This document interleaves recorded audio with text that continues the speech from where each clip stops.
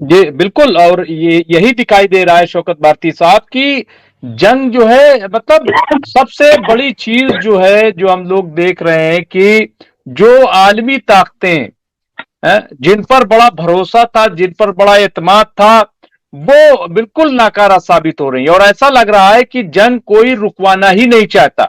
इसके पीछे क्या खेल है, क्या अब गेम है, क्या ये सब ग्रेटर इजराइल बनाने की बात पे अमल कर रहे हैं, क्या है। लेकिन एक सवाल जो सलीम साहब ने किया है कि शौकत भारती साहब, ऐसा कैसा हिजबुल्लाह का अटैक है कि इजराइल का कुछ हो नहीं रहा है, कोई न्यूज इजराइल की बर्बादी की आती नहीं। अगर इतना कुछ इजराइल पर हो रहा है तो ये तो खत्म क्यों नहीं। ये मतलब ये जी, इनका ये कहना है कि जी जी कि वहां से जी, कोई खबर नहीं है। अगर अटैक की तो देखिए, खबर आती है, लेकिन मेरी हुआ क्या वहां। मेरी मेरी गुजारिश है जनाब से कि ये अलमायदीन देखा करें, ये अलमनार देखा करें। उस पर जहां अटैक हो रहा है उसके वीडियोस भी दिखाई देंगे।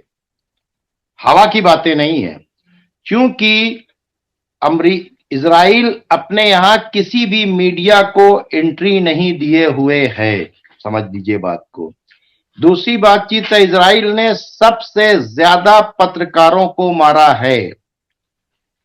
कल भी एक लेडी पत्रकार थी, वो वहां के ऊपर मारी गई है। जो रिपोर्टिंग है इसमें ये करते हैं कि हिजबुल्लाह वगैरह जो अटैक कर रहे हैं बाकायदा तौर के ऊपर उसकी रिकॉर्डिंग भी करते हैं। तो लेबनान का जो अलमनार है उसको खोलें और उसमें जाकर पढ़ें कि कहां कहां अटैक्स हुए हैं, किस किस टाइम के ऊपर अटैक हुए हैं और किस किस शहर के अंदर अटैक हुए हैं। अभी की न्यूज ये है, मैं पढ़ के बता रहा हूं कि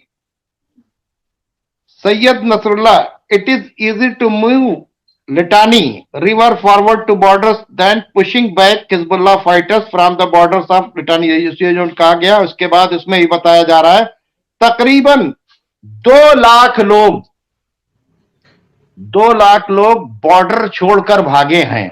तो ये 2 लाख लोग अगर बॉर्डर खाली करके, मकान खाली करके अगर भाग रहे हैं, तो जाहिर सी बातचीत है कि ऐसे तो चले नहीं जाएंगे कोई मकान छोड़कर। जान का खतरा होगा तभी जाते होंगे।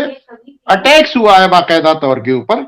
इसको देखें, अलमनार के ऊपर जाने के बाद आपको पूरा जो है मतलब देखिए, Sayyed Hassan Nasrallah, Israel must prepare settlers for 2 million settlers who will be displaced from the north in case of all out war on Lebanon। ये मैं पढ़ रहा हूं, ये देखें, ये अलमनार दिखा रहा हूं, इस पर जाएं, देखें, अलमायदीन पर जाएं, IRIB पर जाएं, प्रेस पर जाएं, अल जजीरा पर जाएं, आपको दिखेगा कि कहां के ऊपर क्या हो रहा है। और बाकायदा ट्विटर के ऊपर बहुत सी न्यूज आ रही है, बहुत से कमेंट आते रहते हैं। मिडिल ईस्ट ऑब्जर्वर को देखें, उसके अंदर आपको बहुत कुछ मिलेगा। ठीक है, तो अब जाहिर की बातचीत है, इंडियन मीडिया के अंदर बैठ के देखिएगा, गोदी मीडिया के अंदर तो वहां नहीं दिखाई देगा। जी, शौकत भारती साहब, यूसुफ गुलाम हुसैन साहब ने सवाल किया है कि अमेरिका, सवाल क्या उन्होंने जानना चाहा कि अमेरिका, यूरोप और इसराइल यही चाहते हैं कि गजा के लोगों को पैलेस्टाइन से बाहर धकेला जाए। तो क्या ये मुमकिन है? आपको क्या लग रहा है कि क्या ऐसा मुमकिन हो जाएगा? और ये जो जिस मकसद के तहत गजा में गए थे, क्या वो मकसद पूरा होगा?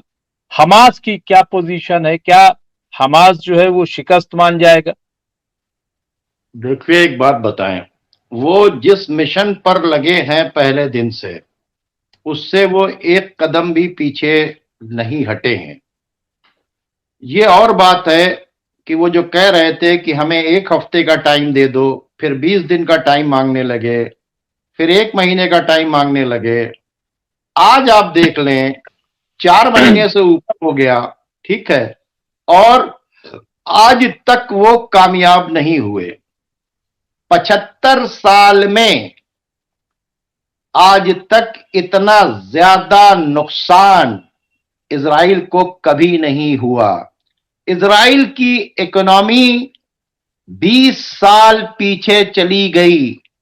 इजराइल की में महंगाई आसमान पर पहुंच गई।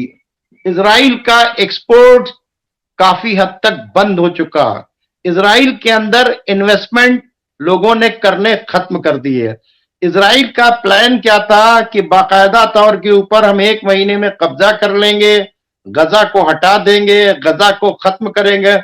इसका सौदा फिलिस्तीन का बाकायदा तौर से पहले ही हो चुका था। ट्रंप के दौर के अंदर अब्राहम एकॉर्ड जो बना था, उसके बाद से धीरे धीरे अरब कंट्रीज के लोगों ने सबने अपने अपने टाई अप कर दिए थे। एक जो है सऊदी अरब बचा हुआ था, उसने भी रिलेशन अपने डेवलप कर लिए थे और अपनी एयर स्ट्रिप भी खोल दी थी, आज भी खुली हुई है। और उसके बाद प्लान ये था कि ये हमास को खत्म कर देंगे। ये तमाम अरब कंट्रीज का फैसला था कि हमास को खत्म कर दिया जाए, गजा की आबादी को शिफ्ट कर दिया जाए, वहां के ऊपर इनको बहुत अच्छी मल्टी स्टोरीज सब बनाकर दे दिया जाए, वहां पे हॉस्पिटल्स बना दिया जाए, वहां सब कुछ बनाकर सारी फैसिलिटी दे दिया जाए।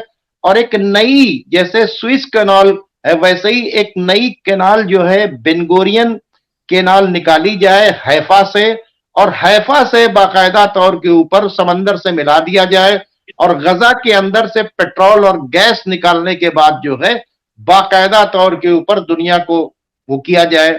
ये सारा प्लान फेल हो गया।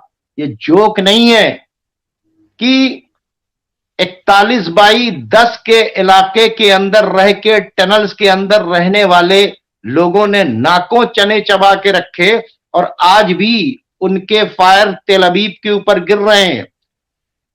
गुलेर से और पत्थर से लड़ने वाले आज अपने कंधे के ऊपर रखे हुए लॉन्चर से मरकावा जैसे टैंक को उड़ा रहे हैं, स्काई लॉर्क जैसे ड्रोन को उतारे ले रहे हैं। ये जोक नहीं है इतने दिन तक। और जबकि अमेरिका की फुल फ्लैश मदद, ब्रिटेन की फुल फ्लैश मदद, कैप्टिव्स को तलाश ना कर पाना, मोसाद भी लगा है, MI6 भी लगी है, CIA भी लगी है, दुनिया की तमाम एजेंसीज लगी हुई हैं, और उसके बाद कैप्टिव्स को न छुड़ा पाना, हमास का अभी तक अटैक करते रहना, और कम से कम जो है 7 से 8 लाख लोगों का इजराइल छोड़ के भाग जाना, 2.5 लाख सेटलर्स जो है वो क्या नाम है शीबा फार्म के इलाके से भाग जाना, गोलानी की तरफ से भाग जाना 80,000 लोगों का, ये जोक नहीं है। ये बहुत बड़ी इलाद की बंदरगाह पूरी तरीके से बंद हो जाना, पूरी दुनिया की ताकत लगाने के बाद उस बंदरगाह तक एक जहाज नहीं पहुंचा सका अमेरिका और ब्रिटेन और पूरा यूरोप मिलने के बाद, जबकि गद्दार अरब मुल्क आज भी उनके साथ के अंदर मौजूद हैं। जबकि आज भी उन्होंने, ये तो सब खत्म हो गया होता अगर ये बाकायदा तौर के ऊपर इजराइल को तेल न दे रहा होता। यही टर्की जिसके दिए हुए तेल से, मैं बार बार कहूं, 42% जो जहाज उड़ते हैं फाइटर जेट और जो टैंक, उसमें तेल जो पड़ता है वह टर्की का पड़ता है। खाना जो पहुंच रहा है दुबई के जरिए, बहरीन के जरिए से होता हुआ बाकायदा तौर के ऊपर पुल से जाता है और बाई रोड उतर के फिर वो पहुंचता है जॉर्डन से, और जॉर्डन से खाना मिल रहा है सीरिया, क्या नाम है आपके, मिस्र से खाना मिल रहा है। मिस्र के सर के ऊपर लोग भूखे हैं 5 महीने से गाजा बॉर्डर के ऊपर, इधर ट्रक की लाइन है, पता नहीं कौन सी मिट्टी के बने हुए हैं ये लोग, और कितने बड़े बड़े गुलाम हैं ये लोग। उन सब के बावजूद भी इतनी दिन तक उनका टिका रहना नहीं। और शौकत भारती साहब, ये एस आब्दी साहब ने बड़ी अच्छी बात कही है और समझ में आने वाली बात है। उन्होंने लिखा है कि हिजबुल्लाह इजराइल को अब तक तबाह कर चुका होता, लेकिन सिर्फ इसलिए कि ये हमले सिर्फ फौजियों पे हो रहे हैं। अगर आम इंसानों को मारना होता तो अब तक इजराइल भी गजा बन चुका होता। ये मैं समझता हूं कि बहुत बड़ी बात, इन्होंने बड़ी अच्छी बात कही है एस आब्दी साहब ने। क्या क्या कहेंगे इस पे शौकत भारती साहब? नहीं नहीं, बिल्कुल बहुत ही अच्छा एंगल रखा है एस आब्दी साहब ने। और आप देख लीजिए, मैं बार बार कहता हूं कि अगर जिस तरह से कैप्टिव्स पकड़े किसने, हमास ने, यही कैप्टिव आईसिस पकड़ता तो क्या करता? यही प्रिजनर्स जो है पकड़ रहे हैं इजरायली, तो क्या कर रहे हैं? हाँ? पीछे हथकड़ी लगाकर उन्हें गोली मार दे रहे हैं। उनके आर्गन्स जो हैं, 80 लोगों को जो दिया है पैक लाश, उनके आर्गन्स जो हैं उन्होंने निकाल लिए हैं। ठीक है, ठंड के अंदर उनको नंगे बदन बैठा रहे हैं, 72 घंटे तक उनके हाथ बांध करके रखे। जो छूट के आए हैं प्रिजनर, उनसे पूछिए। और जो प्रिजनर छूट के गए, जो कैप्टिव छूट के गए, क्या नाम है, हमास के तरफ से, उन्होंने किसकी तारीफ की? उन्होंने हमास की तारीफ की। तो जाहिर सी बातचीत है, पहली बात, वो लोग जो आईसिस बनाकर पेश कर रहे थे, दहशतगर्द बनाकर पेश कर रहे थे हमास को, हिजबुल्लाह को, इनको उनको, आज पूरी दुनिया ने देख लिया कि दहशतगर्द सबसे बड़ा इजराइल है, और उसका सपोर्टर अमेरिका है, और उसका सपोर्टर ब्रिटेन है। और आज भी आईसिस को इस्तेमाल करके ईरान के अंदर जो है, अमेरिका के अंदर किरमान शहर के अंदर ब्लास्ट करवाया, वहां पे लोगों की जान ली। आज भी आईसिस जो है बाकायदा तौर के ऊपर इस्लामिक रेजिस्टेंस फोर्सेस से लड़ रही है। तो सवाल यह पैदा होता है कि इन लोगों ने वो काम नहीं किया, इसलिए क्या ना हमास को लोग जालिम कह रहे हैं, ना हिजबुल्लाह को जालिम कह रहे हैं, ना हौती को जालिम कह रहे हैं, ना इस्लामिक रेजिस्टेंस को जालिम कह रहे हैं। लेकिन अगर पूरी दुनिया के अंदर वॉर क्रिमिनल कहा जा रहा है, जेनोसाइड करने वाला कहा जा रहा है, तो उन्होंने वाकई ये सोचा कि पब्लिक कम से कम मरे, चांस दिया। पूरा ये जो पूरा लेबनान के बॉर्डर का पूरा 130 किलोमीटर का जो इलाका है, जो फैला हुआ है 6-7 किलोमीटर का, वहां से जो सेक्टर्स भागे हैं, हाँ, एक भी आदमी नहीं मरा। उन्होंने सबको उन्होंने चांस दिया कि चले जाओ। उनके यहां मैसेज छोड़े कि बाकायदा तौर के ऊपर चले जाए। तो सवाल ये पैदा होता है, बिल्कुल ये साबदी साहब ने बिल्कुल सही बातचीत की कि अगर सिर्फ बिल्कुल आंख बंद करके मारना होता तो फिर जाहिर सी बातचीत है वो सेटलर्स को उड़ा देते। उनके रेंज के अंदर थी, 2.5-3 लाख लोग मर गए होते फिलिस्तीन के।